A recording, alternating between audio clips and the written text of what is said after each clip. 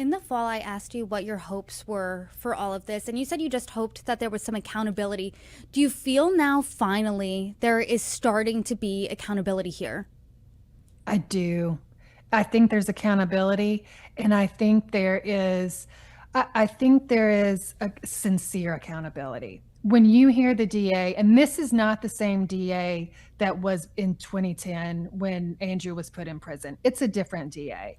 And to see this DA come out and say, our office made a mistake and we would like to fix it, and in parallel say, we believe Andrew Hayes is innocent, and also indict Sarah Lucas. It is 1 in 1 million that a wrongful conviction that they indict the real person. It is extremely rare. Normally, you just get the person exonerated, and it's been too long to actually try to figure out who the real killer was. So the fact that they, in parallel, ran investigations to be able to say, we believe Andrew Hayes is innocent and we believe that Sarah Lucas is responsible, that is the best kind of accountability.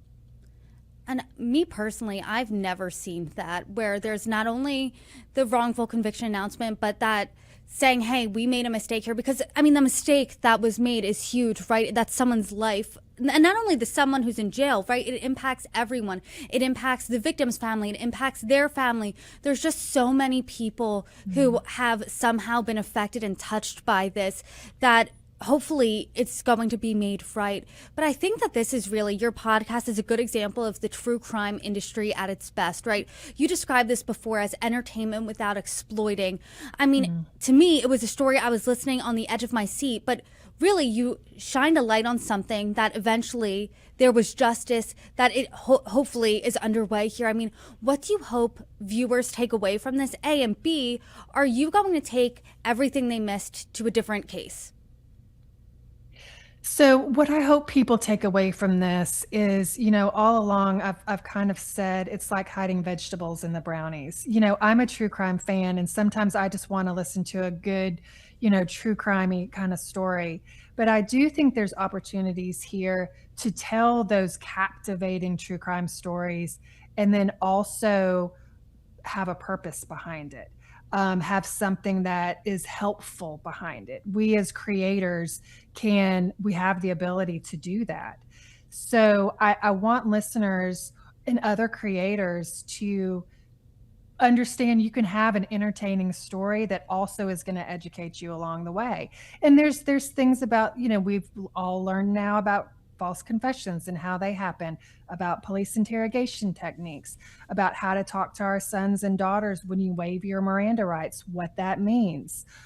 So there's a lot of things that we've learned along the way about the Innocence Project, how the justice system works. So I hope that I have been able to give some education within the story. What's next for everything they missed? I would love to keep going and find another case and find more stories to do. I want it to be in a way that this one happens where it just found me. And so I hope that when all the dust settles, I'm very focused on being there when Andrew was walking out of prison.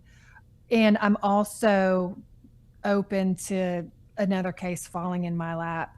The title, Everything They Missed, when I chose that title, it was really a jab at the Memphis law enforcement. And it very much was me saying, look, this is everything you all missed. But then how that title progressed, it couldn't go unnoticed that at the very end and throughout the story, it's everything Andrew Hayes missed in the 18 years he's been behind bars. It's everything that his son missed. It's generational. When someone is wrongfully convicted, how much is missed out on. And so I call attention to the fact that the title of the show really evolved from taking a jab at the system to understanding the humanity of what happens behind this. I mean, it's just such an incredible story. And it's so great, especially to be hearing people, not only you, but also conversations with the victim's son, with Andrew Hayes' family, with so many people who were touched by this case. Everything they missed, people can find all of the episodes out now. Where can they find them? You can find everything they missed anywhere you get your podcasts. You can find me on social media at the Stephanie Tinsley. And it is the perfect time to binge all 10 episodes. And the first half, I think, is the wonderful story of Danny Harris. And the second half is really highlighting his son and the heroic efforts that a son that just wouldn't stop. And look at what happened. And I mean, even you can hear in his voice him saying, this is my real life. I live with this every day. And I hope that he feels a sense of not only peace, but also justice as well at this moment. Do you think he does?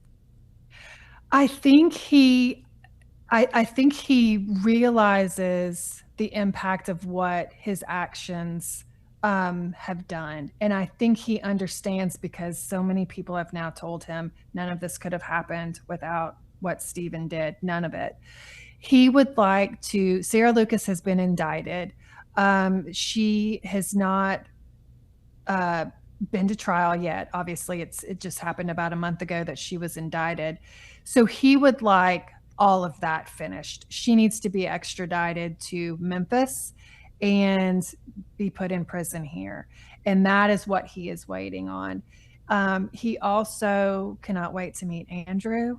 That is certainly an unlikely pair that, I mean, if you would have told me a year ago that Andrew and Stephen Harris could possibly be meeting, you can't even write that into a movie. So I do hope that listeners will go on that emotional roller coaster, because you really do hear the trauma and just everything that Stephen went through to get the answers.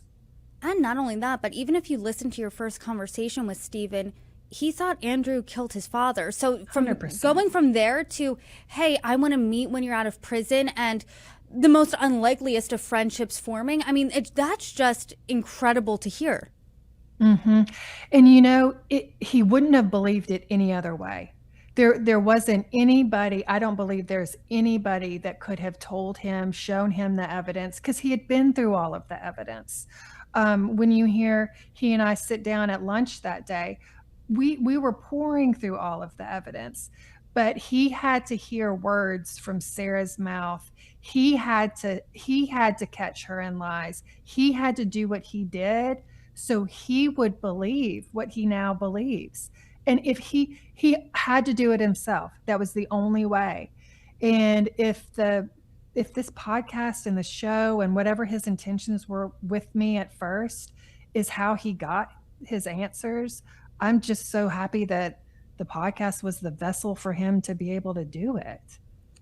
And everyone can hear all of these conversations in your podcast. They can see the trajectory of this story from start to finish. Stephanie, thank you so, so much. I hope we can talk again soon. Thank you. Me too. Thank you for having me back.